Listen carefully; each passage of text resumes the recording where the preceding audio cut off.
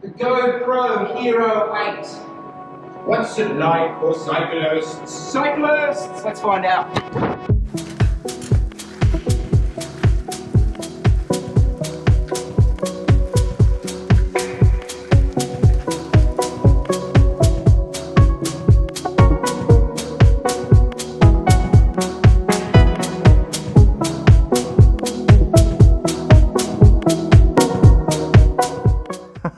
Guys, this device is so confusing. It's mind-numbingly confusing. Anyway, this is the GoPro Hero 8 Black. And look, this is my review, but I really want to make this an on-the-bike review, a cyclist review. There's heaps of great content out here on this device going into the specs, the pros and cons, all that kind of stuff. But I really want to make this about the cyclist. About a week or so ago, I popped up on Instagram that I'd got one of these and I asked, what kind of questions do you want answered? And we're going to go through all of them today. I don't normally start these things with the bad stuff, with the cons, but I have to this time because this has really affected the way I wanted to make this video. The audio on this device is horrendous. Is that a strong enough word? Probably not. If I could use stronger language, I would use it. It's nice to be able to kind of get inside the ride. If there is a breath of wind within 700 kilometers of you, GoPro Hero 8 Black, it will somehow pick up wind distortion. There is no physical way to talk to this device, not even be cycling, just be standing outside. Now guys, there is a wind option on this to reduce wind. It has no impact whatsoever. Frame rate has no impact whatsoever. Pulling it out during a fondo or something, you want to talk to your mates about how they're getting on, like, you know, how hard was the last climb? You can't use this. You can't use this. It does not work. Did I stress the audio doesn't work? Did that come across? The audio doesn't work.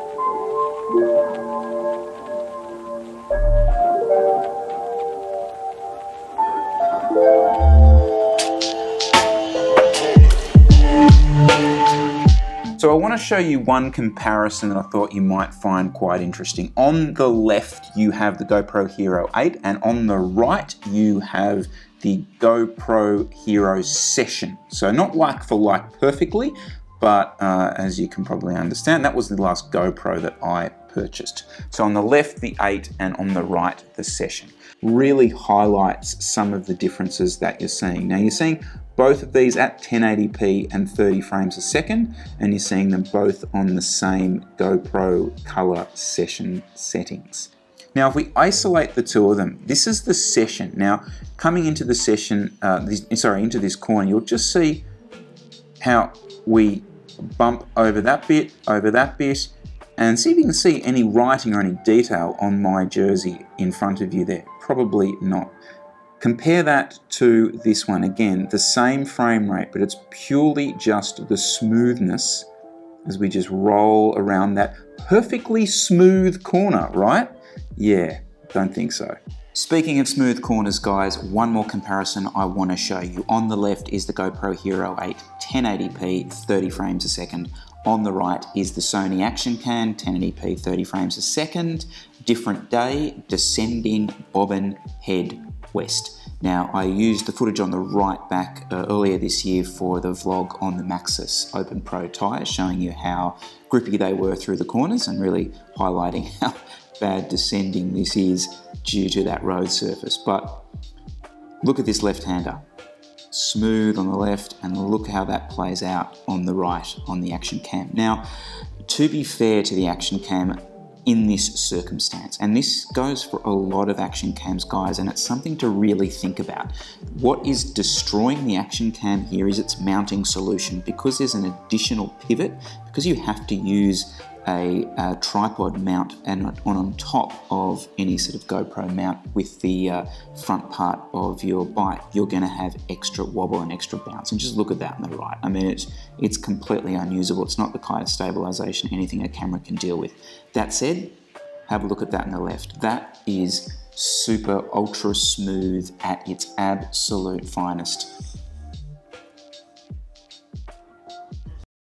Quick chat about frame rates, guys. On the bike, I'll tend to run 1080p 30 frames a second the majority of the time. Main reason for that really is just the fact that if I go ahead and put the power data over it in that Garmin software, it will downscale everything I upload to it to 1080p. So there's no point shooting anything above that. Also, guys, a lot of the time when I'm editing bike footage, you're not necessarily cropping in and out of it and trying to get more detail.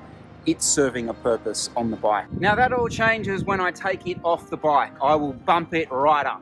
Mostly 4K 60 frames a second with as much stabilization as possible. The reason there is 60 frames a second means that I can slow it down. A little bit of slow-mo. 4K, it's gonna give you that crispness. It's gonna allow you to crop the footage.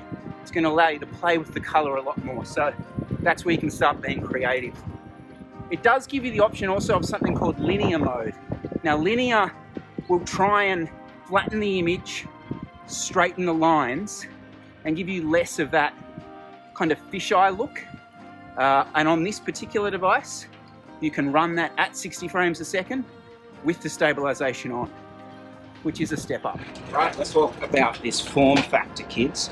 So the big difference with this is it does not have a frame. The device itself has the built-in GoPro slips in it, so you can automatically, just using the device, put it straight on a mount, which comes out on the road here cycling, guys, comes with some pros and cons.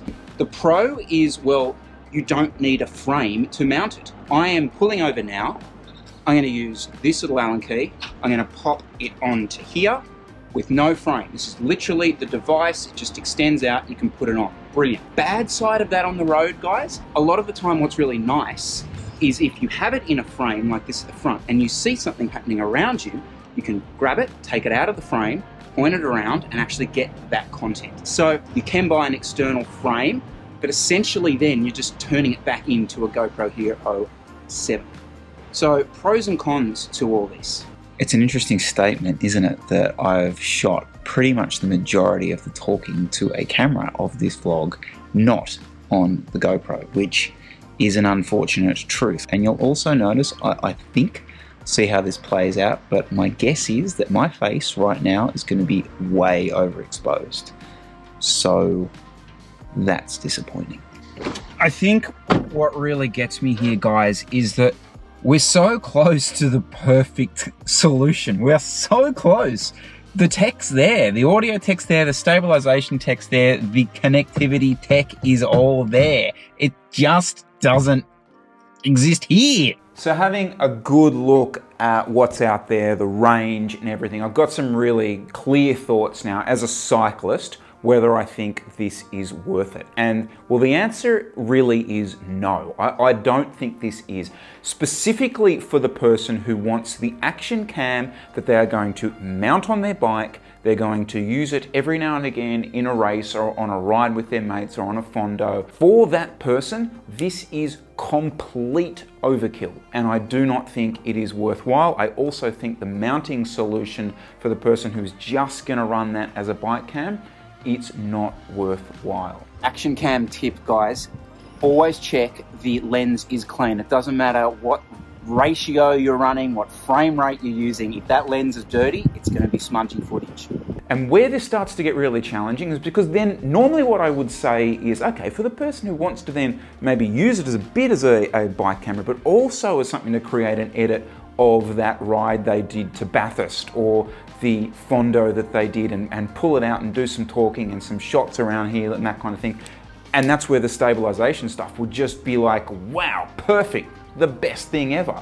Well, the audio is such slop. A little vlog tip for you. I can't recommend it for you either. And this is an on-the-bike cyclist review. So this is not for the person who is also going to get sort of footage of running along next to the dog at the beach.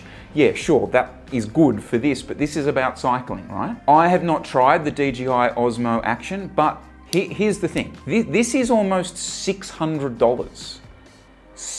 Oh God. This is $600. The DJI is like $390, and the specs are as good, and well, the sound is a lot better. Wind distortion. So For me, I kind of think that's where your money is probably going until we possibly get that firmware update that changes the game for the audio, because the audio is the deal breaker on this. I'm sorry, it just kills it. I should mention I'm not normally this grumpy. Oh guys, this is so I'm not normally this grumpy. This is rare. This is frustrating. This is the grumpiness of someone who just spent a bit of money on something they're not particularly pleased with. Thank you so much for watching, guys. Really appreciate it. I hope you enjoyed that. We're not all bummed out by how grumpy I was, and we'll see you in the next one, all right? I'm not normally this grumpy. I promise I'm not normally this grumpy. Slam dunk, are you ready?